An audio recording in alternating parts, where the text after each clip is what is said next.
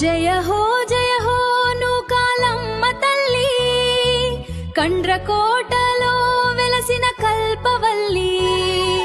తొలి గరగలు తీశారు భక్తులంతా, నీ సన్నిధిలో పొంగింది సంతోషమమ్మా. గరగ గరగ గరగ